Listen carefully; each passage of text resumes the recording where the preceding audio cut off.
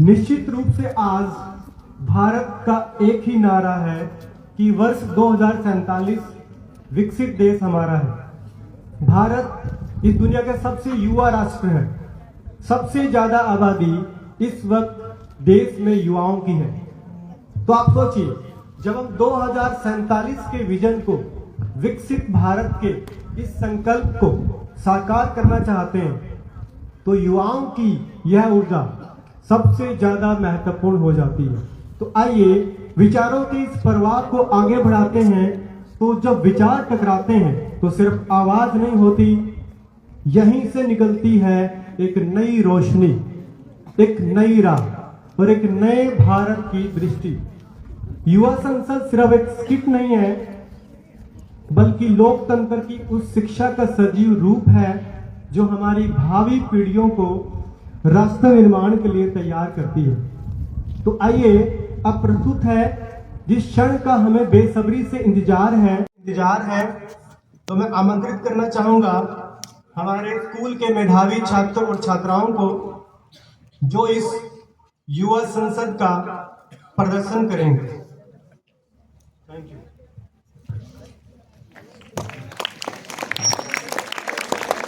सभासदों, माननीय अध्यक्ष महोदय जी,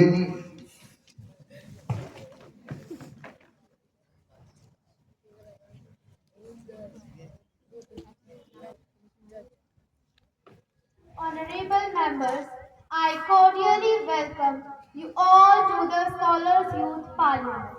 I hope this session would be a very fruitful one as we set out to address important matters concerning the nation. We begin today's session with the oath or affirmation of our newly elected members. Secretary General, please. Yes, madam. Miss Unti Savrat, who stand selected from Varta constituency of Maharashtra, will now take oath or affirmation. Miss Unti Savrat, please.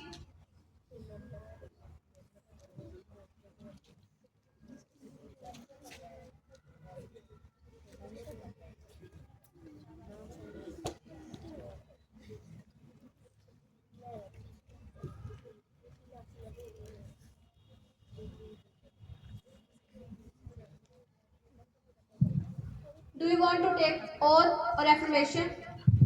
Affirmation. In which language you take the affirmation? In Hindi. मैं उनती स्वराज युवा संसद की लोकसभा सदस्य निर्वाचित हुई हूँ।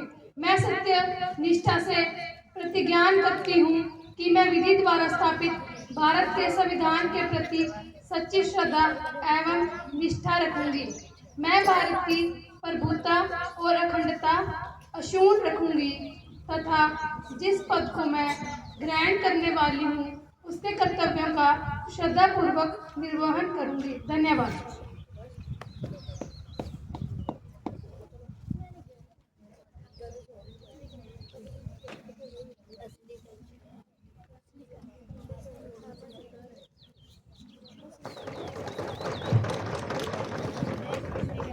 Miss Kritika Yadav, who stand elected from Mysore constituency of Karnataka, will now take oath or affirmation.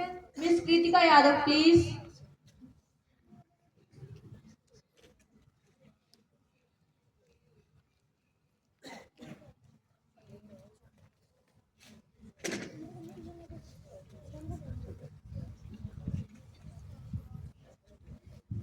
Do you want to take oath or affirmation?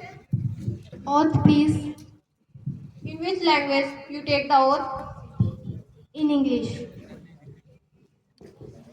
I, Kritika Yadav, have been a member of the lower house of Youth Parliament. I do swear in the name of God that I will bear true faith and allegiance to the Constitution of India as by law established. I will uphold the sovereignty and integrity of India, and I will faithfully discharge the duty which I am about to enter.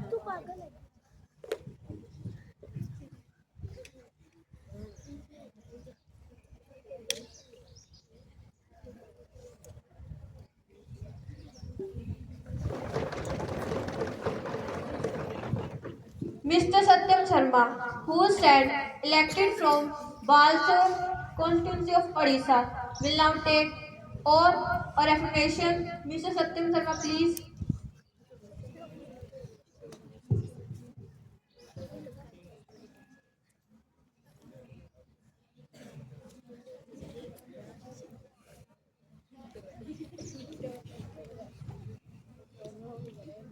Do you want to take oath or affirmation? Oath, please.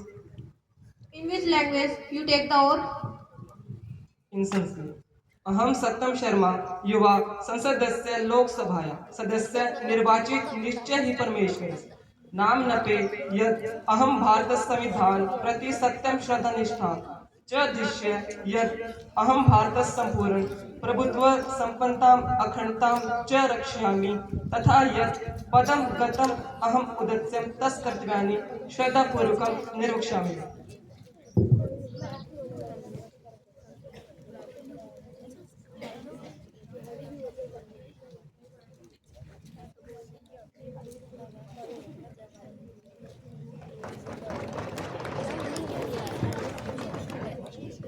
Ms. Sukhvinder Kaur, who stands elected from Amritsar constituency of Punjab, will now take oath or affirmation.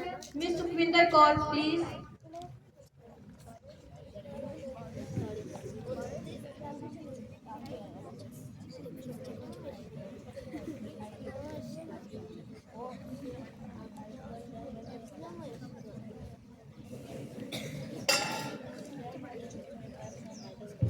Do you want to take oath or affirmation? In which language you take the affirmation? इन पंजाबी मैं जो लोक सभा दी member चुनी गई हाँ सच्चे दिलों प्रतिज्ञा करती हाँ कि मैं कानून द्वारा स्थापित भारत के संविधान के प्रति सच्ची निष्ठा ਅਤੇ ਸ਼ਰਧਾ ਰੱਖਾਂਗੀ ਕਿ ਮੈਂ ਭਾਰਤ ਦੀ ਪ੍ਰਭੂਸੱਤਾ ਅਤੇ ਅਖੰਡਤਾ ਨੂੰ ਬਰਕਰਾਰ ਰੱਖਾਂਗੀ ਅਤੇ ਜੋ ਕਰਤੱਵ ਮੈਂ ਸੰਭਾਲਣ ਵਾਲੀ ਹਾਂ ਉਸ ਨੂੰ ਵਫਾਦਾਰੀ ਨਾਲ ਨਿਭਾਵਾਂਗੀ.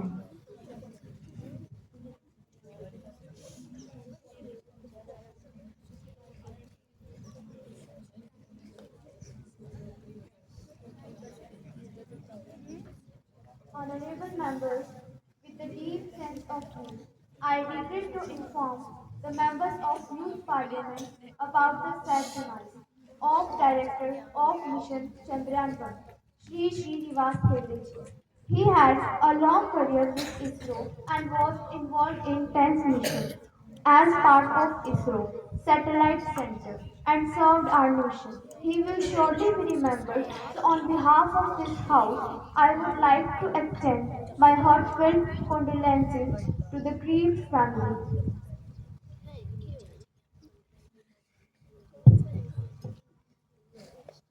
माननीय अध्यक्ष महोदय जी, हमारे देश के पूर्व वैज्ञानिक श्रीनिवास हेगड़े जी के निधन से मुझे और मेरे सभी साथियों को बड़ा ही दुख पहुंचा है. मैं उनके प्रति अपनी श्रद्धांजलि अर्पित करता हूं. वह 3 दशकों से भी अधिक समय तक भारतीय अंतरिक्ष अनुसंधान संगठन से जुड़े रहे और भारतीय अंतरिक्ष कार्यक्रमों में उन्होंने अपना अभूतपूर्व योगदान दिया. उनके योगदानों व प्रयासों का हमारा देश सदैव ऋणी रहेगा. इस दुखद घड़ी में मैं उनके परिवारजनों और शुभचिंतकों के प्रति अपने सभी साथियों और अपनी तरफ से गहरी संवेदनाएं व्यक्त करता हूं और आशा करता हूं कि ईश्वर उनकी आत्मा को शांति प्रदान करेंगे. ओम शांति शांति शांति.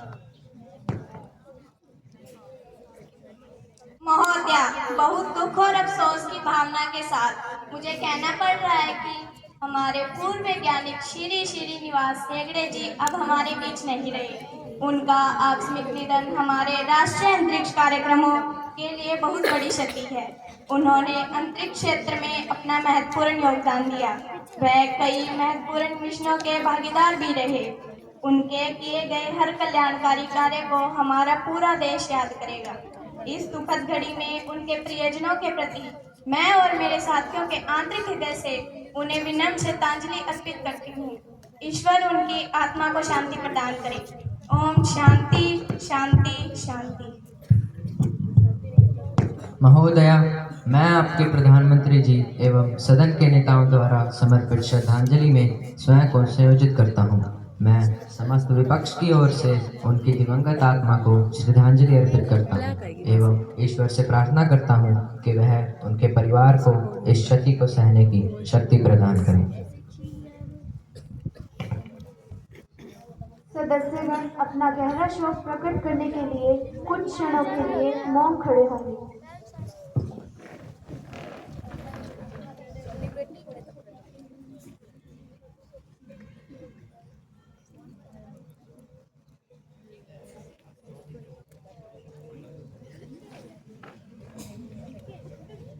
Now the question hour begins. Question number 101, Miss Arunita Chaudhary. बड़े कहते थे लिखो ये विषय की तैयारी, पर किसे पता था इतनी मेहनत के बाद भी सिर्फ बेरोजगारी ही हाथ आई है। माननीय अध्यक्ष महोदय जी, ILO की रिपोर्ट के हिसाब से वर्ष 2025 में 33% भारतीय बेरोजगार हैं।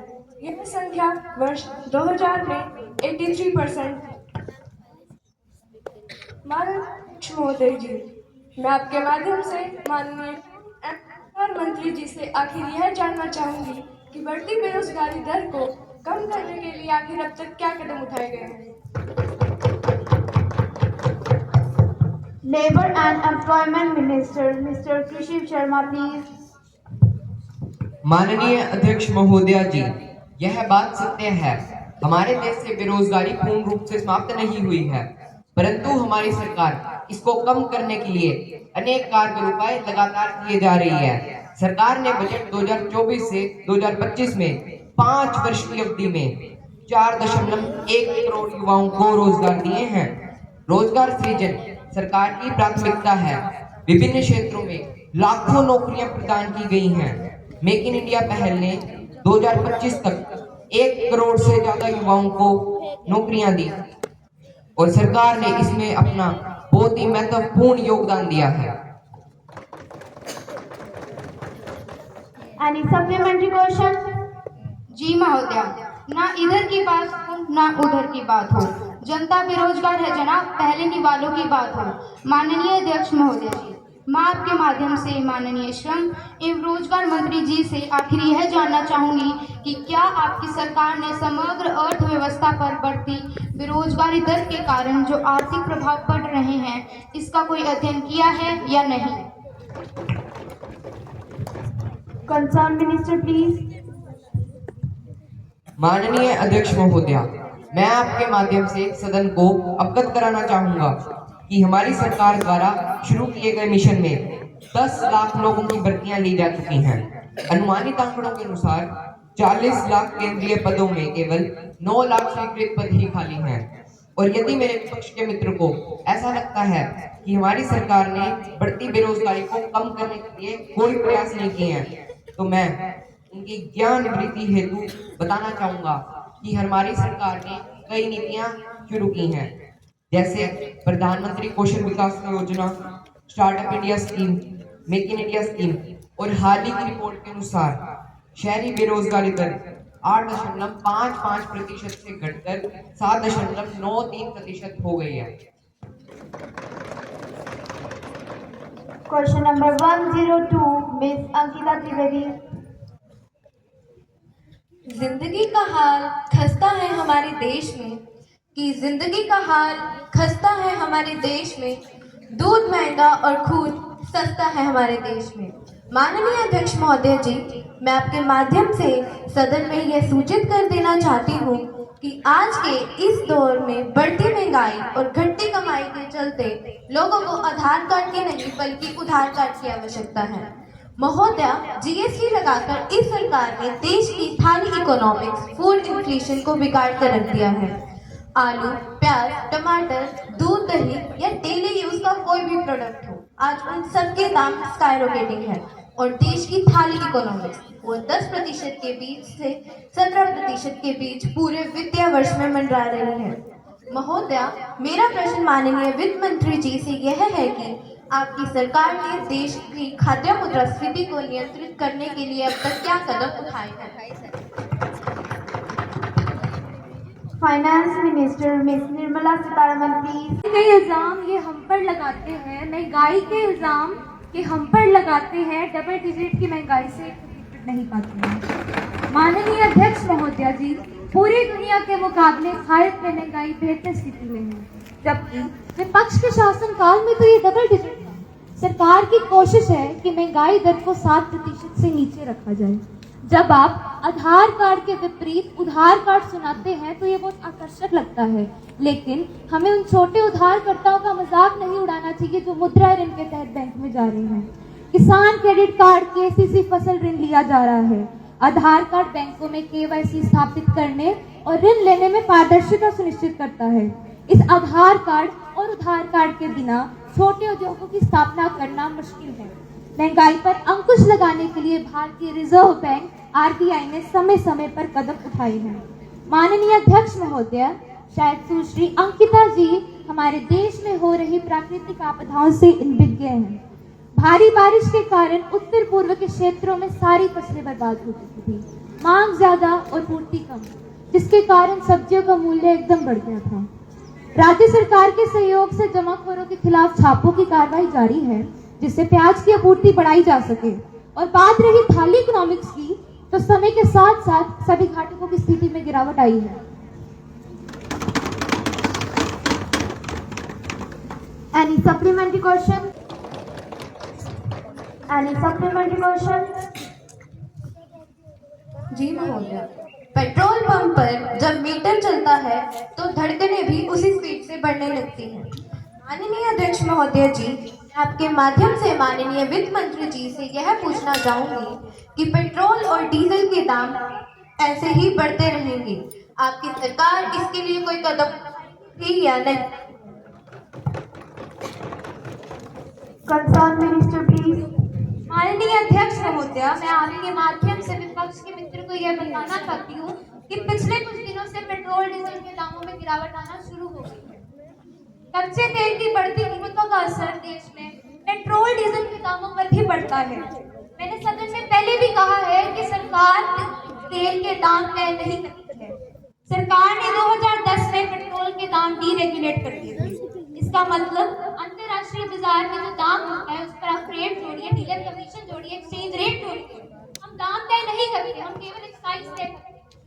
जिस तरह राज्य सरकारें अपना टैक्स तय करती हैं, उस तरह ऑयल मार्केटिंग कंपनियां के दाम तय करती हैं।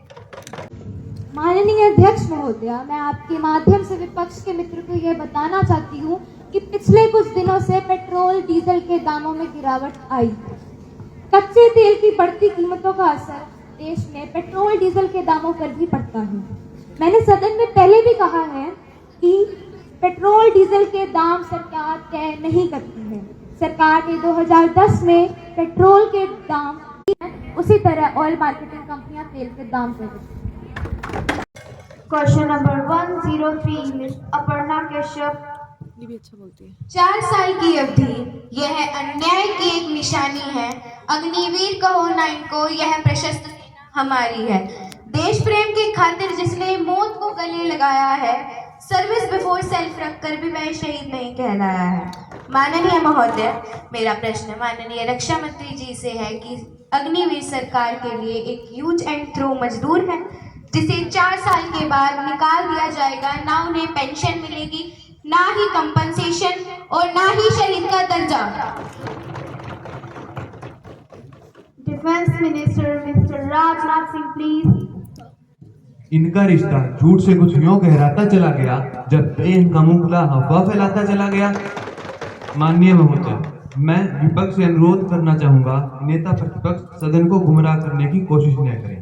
यदि कोई अग्निवीर का जवान शहीद होता है तो उसके घर 1 करोड़ की धनराशि पहुंचाई जाती है। अग्निवीर योजना के माध्यम से सेना में ज्यादा से ज्यादा युवाओं को देश की रक्षा करने का मौका मिलता है। अग्निवीर हमारे लिए यूज एंड थ्रो मजदूर नहीं, देश के रक्षक हैं, रक्षक। माननीय महोदय, सभी को नहीं, 25% अच्छे काबिल सैनिकों को 15 साल के लिए रिटेन किया जाता है और 75% को 4 साल की अवधि के बाद वापस भेज दिया जाता है। इन युवाओं को भी यूज करके थ्रो नहीं किया जाता। इनके पास भी सेना के काम का अच्छे से अच्छा अनुभव होता है और सेवा समाप्ति पर एक निश्चित राशि और अन्य कई लाभ भी दिए जाते हैं। इग्नू यूनिवर्सिटी द्वारा अग्निवीर को स्नातक करने के लिए विशेष प्रावधान है, जिससे देश के युवा 25 साल की उम्र तक आत्मविश्वास से भरे होंगे और उनके पास जमा पूंजी भी अच्छी खासी होगी। हमारी सरकार द्वारा उस सैनिक को अग्निवीर कौशल प्रमाण पत्र भी दिया जाएगा, जिससे उन्हें बैंकों से आसानी से लोन प्राप्त होगा, जिससे वह जब चाहें खुद का बिजनेस भी शुरू कर सकते हैं। महोदया, इतना ही नहीं, गृह मंत्रालय ने केंद्रीय पुलिस बलों में कांस्टेबल के 10% पद भूतपूर्व अग्निवीरों के लिए आरक्षित कर दिए हैं और सरकार केंद्रीय उप सुरक्षा बल में भी इन्हें फिजिकल टेस्ट में छूट देगी। सीआरपीएफ, बीएसएफ, आईटीबीपी और हरियाणा सरकार में भी पक्की नौकरी मिलेगी। 5 साल के बाद कोई भी अग्निवीर ऐसा नहीं होगा जिसके पास पेंशन वाली नौकरी नहीं होगी।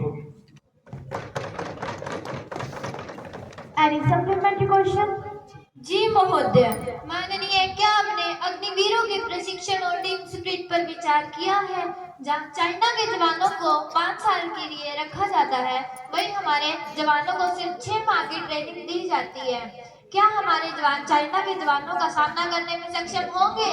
जब केवल 25% अग्निवीरों को ही 15 साल के लिए रखा जाएगा, बाकी 75% को भेज दिया जाएगा, तो उनमें आपस में प्रतिस्पर्धा रहेगी। वे बॉर्डर पर साथ कैसे लड़ेंगे? Concerned Minister, please. माननीय महोदय, मैं विपक्ष को बताना चाहूंगा कि इस योजना के संबंध में बहुत सारे लोगों से 158 ऑर्गेनाइजेशन से सुझाव लेने के बाद इसे लागू किया गया है। इस प्रकार की योजना दुनिया भर के कई देशों में है, यूएसए में है, यूके में है, वहाँ तो कोई किसी प्रकार की आपत्ति नहीं है। इतना ही नहीं, मैं यह भी बता दूं कि अग्निवीर को 9 महीने का औपचारिक बुनियादी प्रशिक्षण भी दिया जाता है। उसके बाद उन्हें यूनिट में तैनात किया जाता है, जहां वे कार्यकाल के दौरान भी विशेष प्रशिक्षण प्राप्त करते हैं। और मैं यह भी बता दूं कि जब 50 वर्षों के बाद देश की आबादी बूढ़ी हो रही होगी, तब भी हमारी सेना युवा रहेगी और आत्मविश्वास से परिपूर्ण होगी। जब अवधि 4 साल की है तो 5 साल का प्रशिक्षण कैसे दे दें? जब हम स्कीम लाए थे तब भी कहा था इसे समय और आवश्यकता के अनुसार रिव्यू किया जाएगा। कुछ पर तो हमारी सरकार विचार भी कर रही है, जैसे कि 4 साल की अवधि को बढ़ाकर 7-8 साल करना और अग्निवीर की छुट्टियां 30 दिन से बढ़ाकर 90 दिन तक करना और अग्निवीर के मौत या घायल होने की स्थिति में उनके परिवार को आर्थिक सहायता देना। अंत में मैं बस इतना कहना चाहूंगा, नेता प्रतिपक्ष बिना इस योजना के बारे में समझे, बिना जानकारी के कृपया सदन को गुमराह ना करें। Question number 104, Miss Ishika Chaudhary.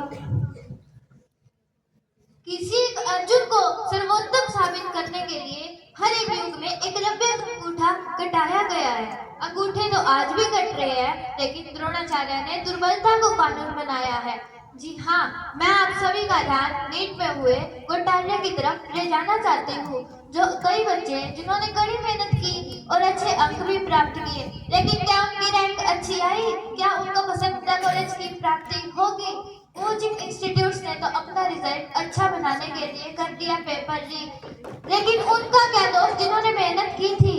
क्यों सरकार कोचिंग इंस्टीट्यूट्स के काम नहीं कर रही?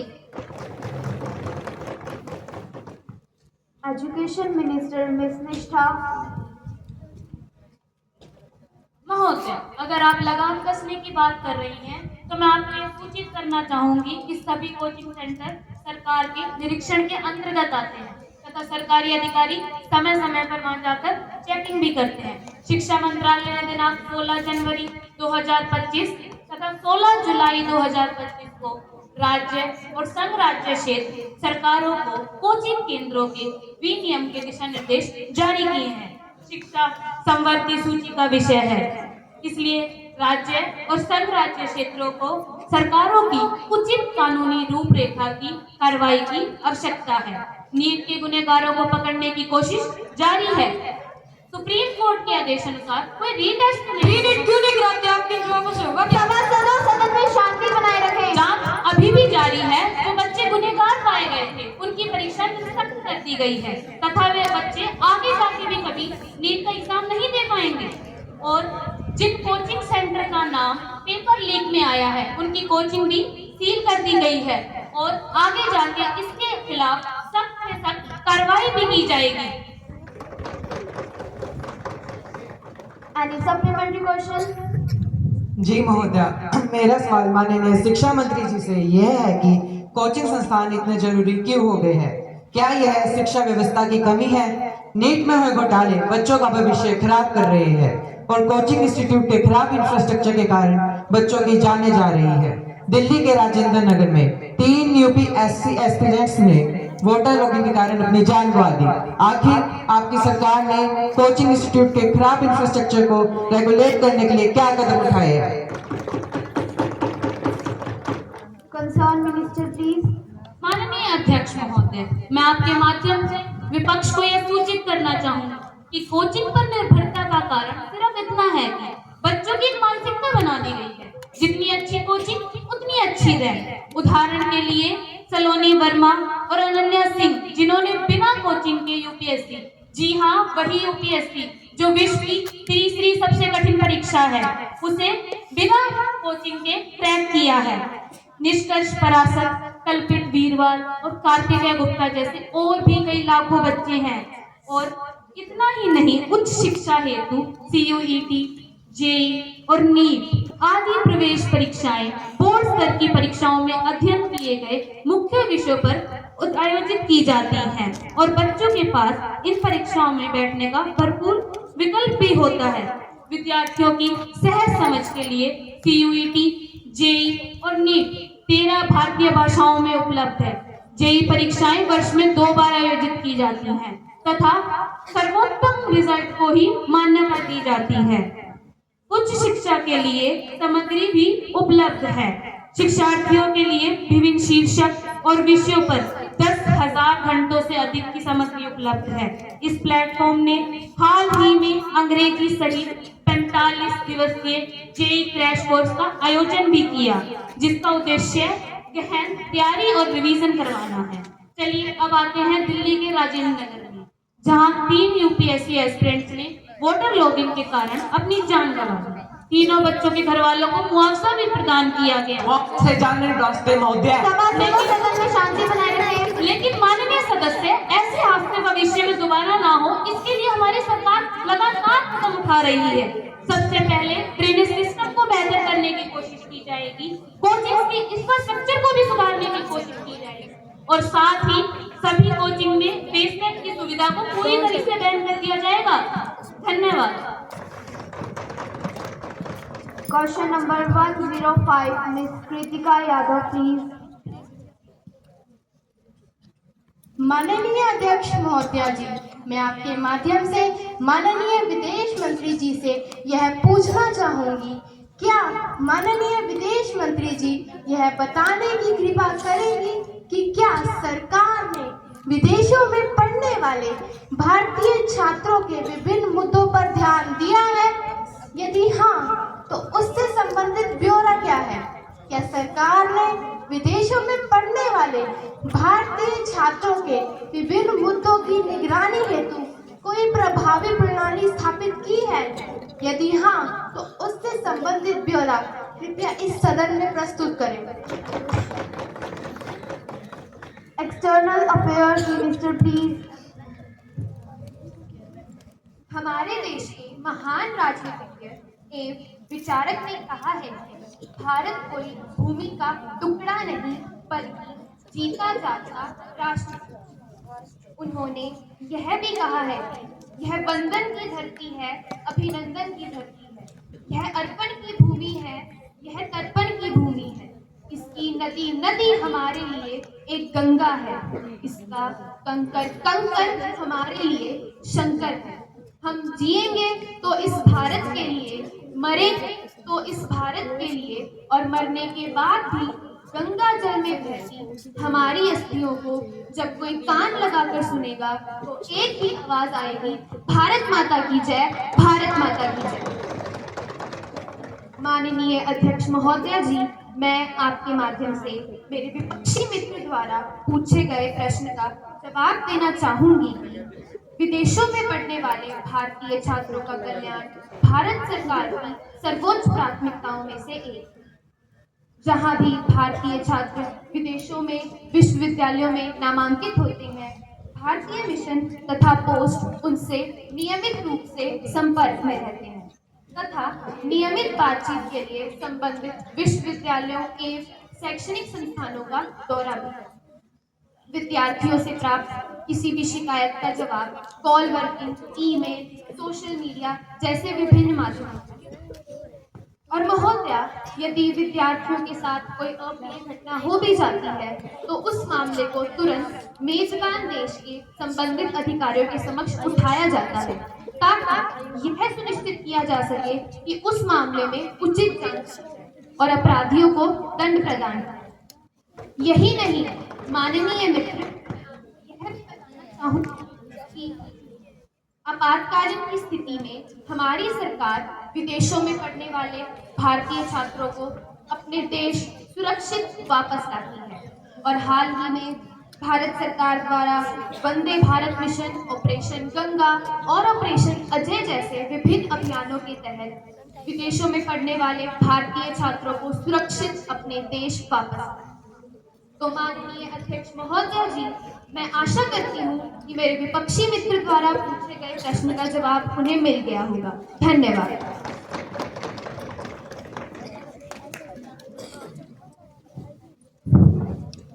माननीय सदस्यगण, मुझे सदन को सूचित करना है कि आज दक्षिण कोरिया की संसदीय शिष्टमंडल के कुछ सदस्यगण विराजमान हैं। मैं अपनी ओर समस्त देशवासियों की ओर से भारत की यात्रा पर आए हमारे सम्मानीय अतिथि दक्षिण की असेंबली की अध्यक्ष श्रीमती कैथरी कोटानिहारा और जॉनसन वाइट का स्वागत करती हूँ।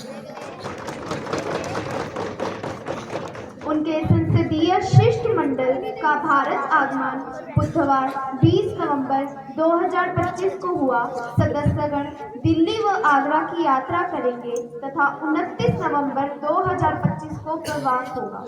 हम अपने देश में उनके सुखद व सफल प्रवास की कामना करते हैं तथा उनके माध्यम से हम दक्षिण कोरिया की संसद, वहां की सरकार और वहां की जनता की ओर अपनी से शुभकामनाएं व बधाई देते हैं।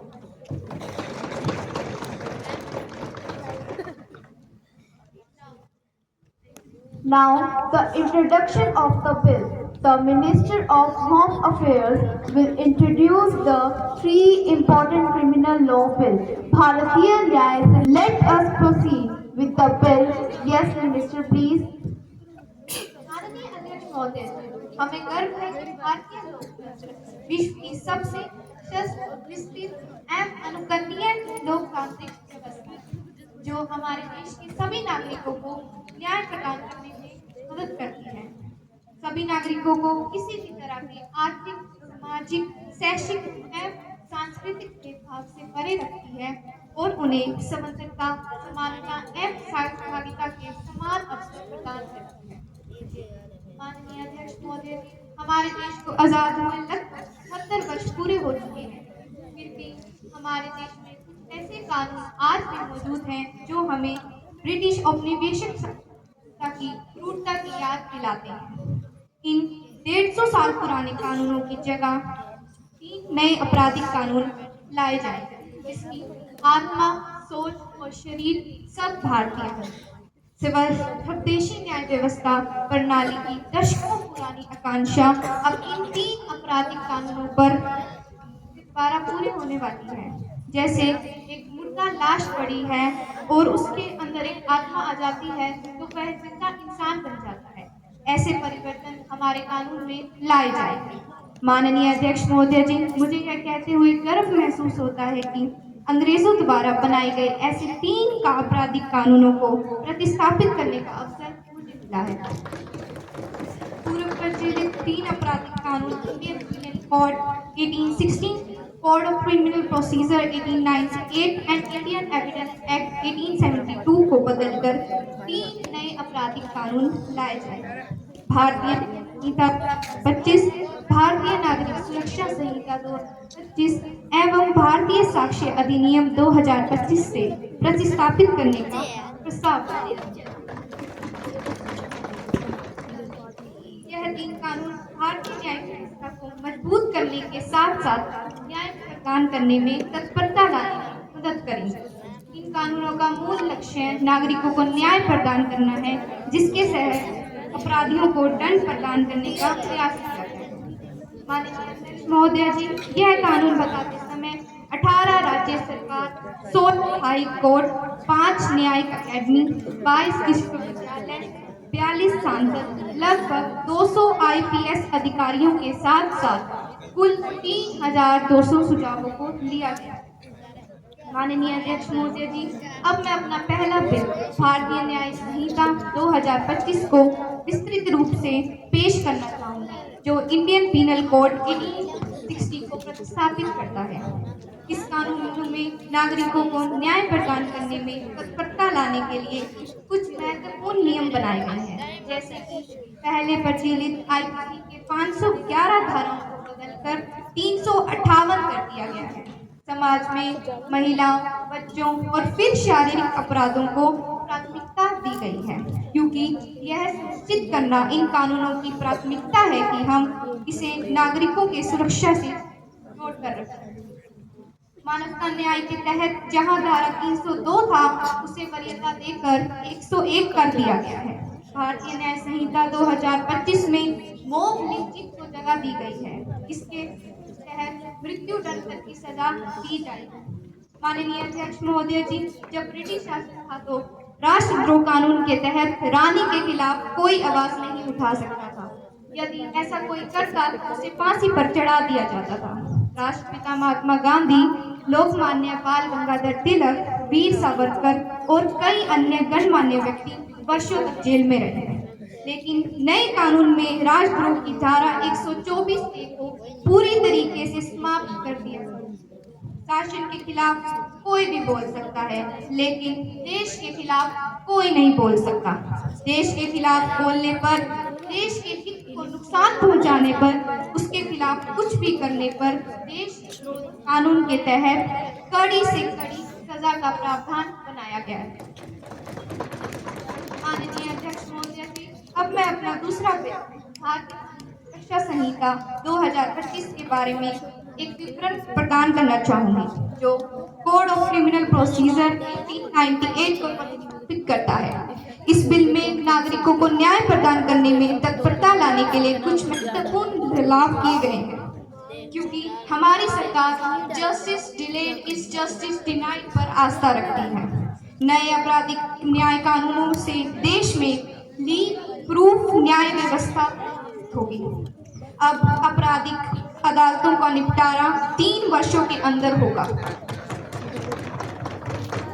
गरीब आदमी के न्याय अब महंगा नहीं होगा। अपराधों की FIR 3 दिनों के अंदर होगी। 3 से 7 साल वाले सजा के अपराधों पर 14 दिन के अंदर प्रारंभिक जांच का प्रावधान बनाया गया है। अब अदालत को 14 अंदर मुकदमे को संज्ञान में लेना होगा, ताकि पीड़ित को न्याय मिलने में विलंब न हो। FIR के द्वारा कठोर से कठोर अपराधों को संज्ञान में लिए जाने का प्रावधान बनाया गया है, जिससे महिला और नाबालिगों को न्याय मिलने में मदद मिलेगी। 0 FIR के द्वारा पीड़ित किसी भी पुलिस स्टेशन में FIR दर्ज करा पाएंगी और वह 24 घंटे के अंदर संबंधित पुलिस स्टेशन में स्थानांतरित। अध्यक्ष महोदय जी, मुझे पूरा विश्वास है कि कानून पूर्ण रूप से लागू होने के बाद कश्मीर से लेकर कन्याकुमारी तक पूरे देश में तारीख पर तारीख नहीं होगी, बल्कि किसी भी आपराधिक मामले के निपटारे में 3 वर्षों से अधिक समय नहीं लगेगा। महोदय जी, अब अपना तीसरा बिल अधिनियम 2025 को निश्चित रूप से करना चाहूंगी, जो इंडियन एविडेंस एक्ट 1872 को स्थापित करता है। इस बिल के माध्यम से दोषी ठहराए गए व्यक्ति को, अपराधी को एवं पीड़ित को अपने अपने सबूत पेश करने के क्षेत्र में एक महत्वपूर्ण नियम बनाया। जैसे कि किसी भी साक्ष्य के स्थायीपन से संबंधित लैपटॉप, मैसेंजर, वेबसाइट एवं लोकेशन संबंधित साक्ष्यों की तस्वीर शामिल होंगी। आरोपी, विशेषज्ञ एवं पीड़ित को इलेक्ट्रॉनिक माध्यम से न्यायालय में पेश होने की अनुमति दी गई है। आपराधिक मामलों से संबंधित ऑडियो व वीडियो को साक्ष्य रूप से पेश करने का प्रावधान भी है। डिजिटल व इलेक्ट्रॉनिक साक्ष्य को न्यायालय में पेश करने की इजाजत भी दी गई है। माननीय अध्यक्ष महोदय, मुझे पूरा विश्वास है कि सदस्यगण किसी भी दल के हों, वह इस आपराधिक कानूनों बिल करेंगे और भारतीय न्यायिक व्यवस्था को मजबूत के साथ जन मंगल बनाने में अपना सहयोग करेंगे। मैं एक महत्वपूर्ण विचार विमर्श हेतु प्रस्तुत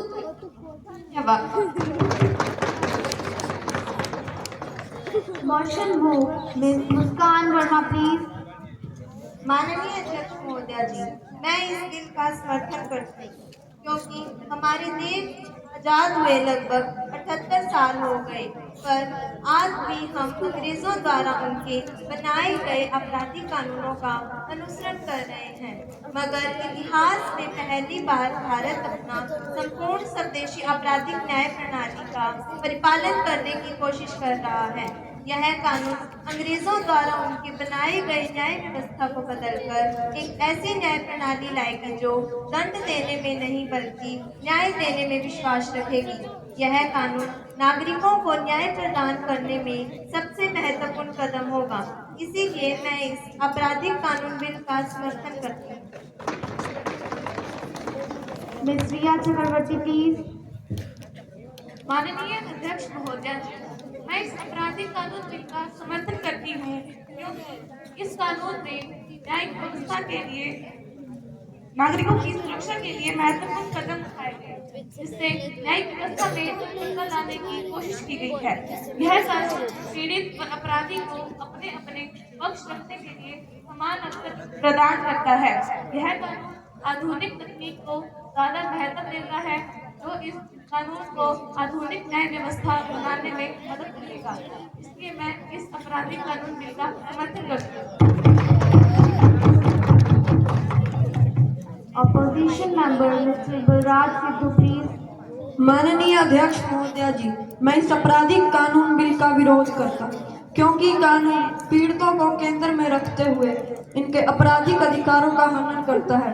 मैं आपके माध्यम से हमारे गृह मंत्री जी को भारतीय नागरिक सुरक्षा संहिता के बारे में एक प्रश्न पूछना चाहूँगा कि किसी पक्ष को सुने बिना ही हम कितनी हद तक न्याय प्रदान करने में सक्षम हो पाएंगे, और क्या यह उनके मौलिक अधिकारों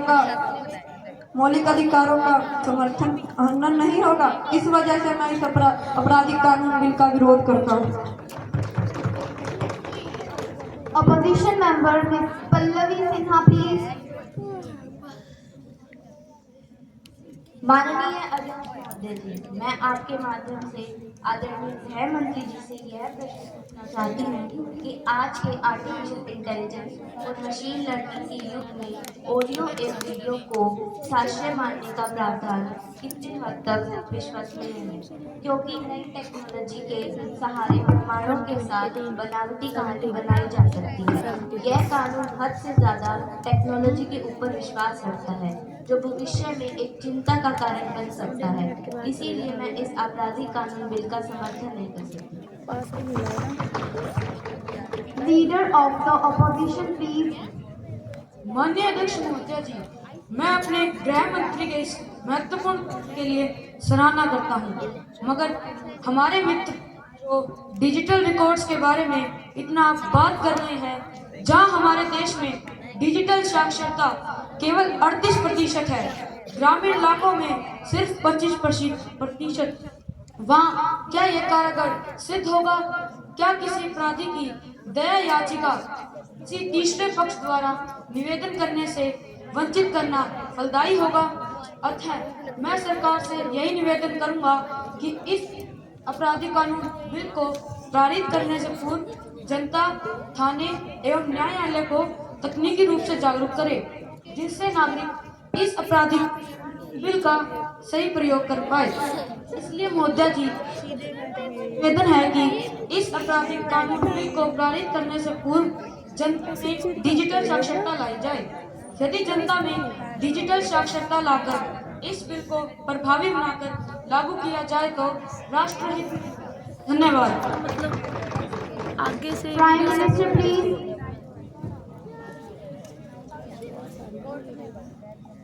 माननीय अध्यक्ष महोदय जी, मैं पहले उन सभी युवा संसद के सदस्यों का धन्यवाद देना चाहता हूं जिन्होंने इस गंभीर विषय पर विचार विमर्श किया। हम खुद को बड़ा ही खुशनसीब मानते हैं कि हम इस महत्वपूर्ण बिल का हिस्सा बने, जो नागरिकों की सुरक्षा के लिए बहुत ही महत्वपूर्ण कदम होगा। यह कानून समाज के गरीब, वंचित और कमजोर वर्गों की सुरक्षा सुनिश्चित करता है। हमारे गृह मंत्री जी के दूरदर्शी सोच के लिए मैं उन्हें धन्यवाद देते हुए राष्ट्र हित के लिए बनाए गए इस प्रस्ताव को सहमति प्रदान करने के लिए सभी दलों से निवेदन करता हूं। धन्यवाद। Home minister please. अध्यक्ष महोदय जी, मैंने माननीय सदस्यों द्वारा इस बिल के संबंध में व्यक्त की गई सभी आपत्तियों व संदेह को ध्यानपूर्वक सुना है। मैं आपके माध्यम से उन्हें आश्वासन देना चाहूंगी कि यह बिल उनकी सभी आपत्तियों व संदेहों को पूरी तरीके से निराकरण करेगा, जैसे कि जाति, धर्म एवं वर्ण से ऊपर रहकर हमारा संविधान हमें अपना पक्ष रखने का अधिकार प्रदान करता है और हमारी सरकार इसको लेकर काफी सजग है। और हमने अपने आपराधिक कानूनों में डिजिटल तथ्यों के भी प्रावधान रखे हैं, जिसकी सहायता से दोनों पक्ष अपना प्रमाण पेश कर पाएंगे।